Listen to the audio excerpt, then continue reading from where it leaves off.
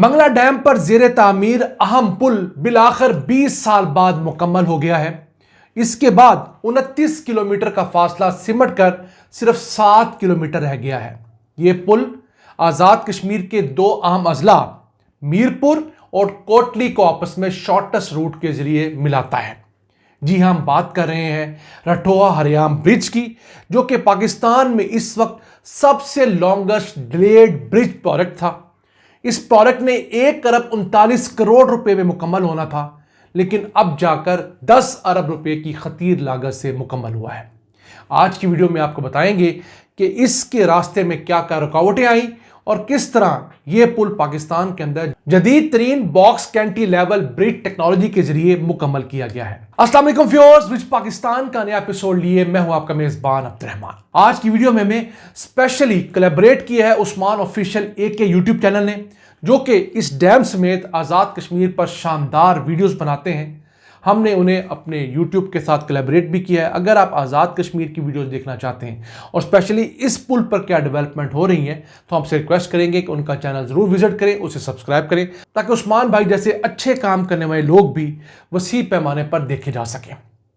रठोआ हरियाम bridge, जिसका project 2006 में conceive किया गया था और वजह बनी थी मंगला डैम की अप्रेजिंग के सबब ज्यादा बड़ी वादियों का पानी के नीचे आना, तो उसके तहत मीरपुर सिटी को कोटली जिले के साथ जोड़ना था, जो कि फिलहाल 29 किलोमीटर के लंबे वाये के जरिए जुड़ा हुआ है। आधा पौना घंटा लगता है इस तमाम सफर के ऊपर, पहाड़ी इलाके में 1 घंटे तक भी लग जाते हैं। लेकिन अब इस पुल के बाद यह फासला सिर्फ 5 मिनट का रह गया है। वैसे मजमूई तौर पर कोई 7 किलोमीटर का ट्रैक है, जिसमें से कमोबेश 3 किलोमीटर का पुल और उसकी फाउंडेशंस हैं। बाकी दोनों तरफ पे सड़कें हैं जो अभी ज़ेरे तामीर हैं। पुल का हिस्सा तो मुकम्मल हो गया है, जो आखिरी कंक्रीट लेइंग थी वो भी कर ली गई है।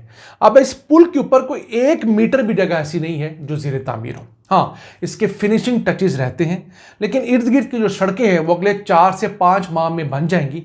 तो 14 अगस्त 2026 को इसकी बाकायदा इफ्तिताही तकरीब भी मुनक्कद कर दी जाएगी। 2006 में जब इस पुल का मंसूबा बनाया गया तो यह सिर्फ 1 अरब 39 करोड़ रुपए का प्रोजेक्ट था। अब जाकर यह 10 अरब रुपए की खतीर रकम से मुकम्मल हुआ है। कैसी बात है कि इस दौरान लोगों ने कितनी तकलीफें बर्दाश्त की, उसका जिक्र ही कहीं नहीं है। अब इस मंसूबे का जो पहला संगे बुनियाद रखा गया वो मार्च 2012 में यूसुफ रज़ा गिलानी रखा था। 2017 में जाकर इस पर काम करने वाली कंपनी भाग गई। सेंटर का कोई 240 मीटर का जो पैच था वो रह गया, फिर उसके ऊपर काम शुरू नहीं हुआ। 2024 के अंदर जब अनवारुल हक प्राइम मिनिस्टर बने आज़ाद कश्मीर के, उन्होंने इसके ऊपर दोबारा काम की मंजूरी दी। 2025 के जनवरी में दोबारा से काम शुरू हुआ और सिर्फ 15 महीने के अंदर देख लीजिए इस सेंटर के हिस्से को भी मुकम्मल कर लिया गया है।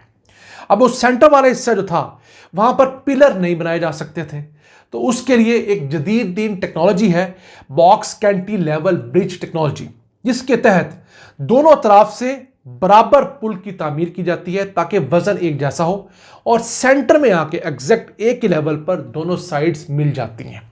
जैसे दो मजबूत हाथ जो है ना हवा में मिल जाएं, तो वही मजबूती इस पुल के अंदर आती है।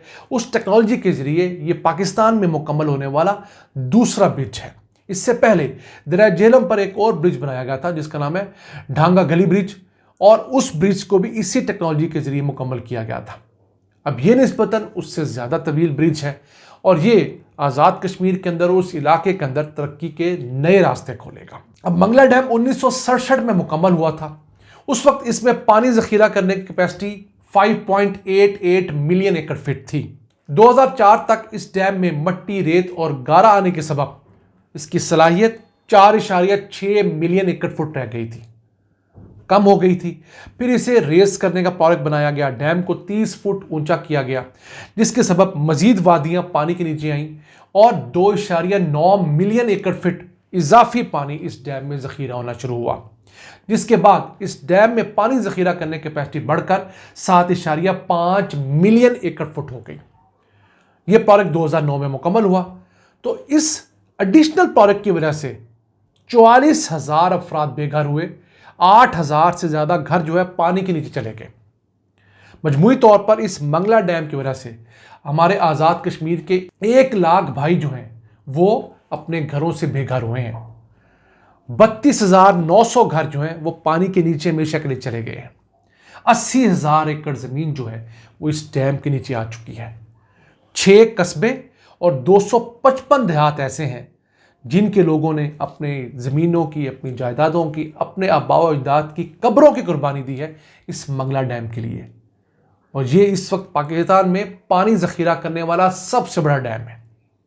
हाँ, ये बिजली भी पैदा करता है, लेकिन बिजली पैदा करने में तरबेला डैम नंबर 1 पे है। उसकी हम डिटेल वीडियो आपको डॉक्यूमेंट्री की सूरत में पेश कर चुके हैं। स्क्रीन पर उसका थंबनेल देख रहे होंगे, इस लिंक पे जाएंगे तो आपको वो डॉक्यूमेंट्री मिल जाएगी कि किस तरह इस वक्त पाकिस्तान में बिजली पैदा करने का सबसे बड़ा मंसूबा जो है वो तरबेला डैम है। पानी ज़ख़ीरा करने में मंगला डैम नंबर 1 पे है और मंगला डैम की पहले बिजली पैदा करने की सलाहियत 1000 मेगावाट थी, अब वो बढ़ाकर 1310 मेगावाट की जा रही है। उसकी पुरानी टरबाइंस को अपग्रेड किया जा रहा है, इन्हांस किया जा रहा है। जो पुराना इलेक्ट्रिकल का सिस्टम लगा हुआ था उससे अपग्रेड किया जा रहा है।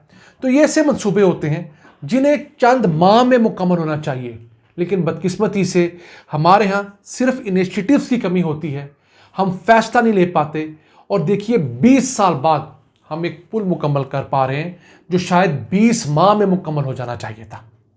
ये वो कमियां हैं, ये वो कोताहियां हैं जो पाकिस्तान को तरक्की के रास्ते पे जाने नहीं देती और उन लोगों को डिमोरलाइज करती हैं जो लोग अपनी जानों की, अपने आबाओ अजदाद की कब्रों की, अपनी ज़मीनों की कुर्बानी देते हैं, लेकिन उनके रास्ते में इस तरह की छोटी छोटी ग्लिचेस आकर उनका सारा काम ख़राब करती हैं। बताइए, रियासत पाकिस्तान के लिए 10 अरब रुपए को चीज़ है।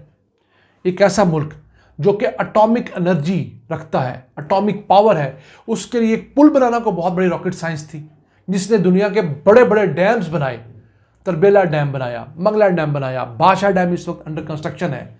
अगर कालाबाग डैम पे तनाज़ा खत्म हो जाता है तो कालाबाग डैम भी हम बनाने की पूरी पोजीशन में है। तो वक्त आ गया कि पाकिस्तान में कुछ तो अकाउंटेबिलिटी का ऐसा निज़ाम होना चाहिए कि जो लोग इस तरह के प्रोडक्ट्स को लेट करते हैं, जो कंपनियां ठेका लेने के बाद भाग जाती हैं, उनको एक दफ़ा निशाने इबरत बनाया जाए, ताकि जो कंपनी ठेका ले वो ये सोच कर ले कि उसने उस प्रोडक्ट को वक्त मुकर्रर में और दिए गए बजट में मुकम्मल करना है, ताकि पाकिस्तान का अरबों रुपए का नुकसान बचाया जा सके और लोगों की तरक्कियों में अपना हाथ बटाया जा सके। नाज़रीन, अपने मेज़बान अब्दुल रहमान को इजाज़त दीजिए। अल्लाह ने के मान।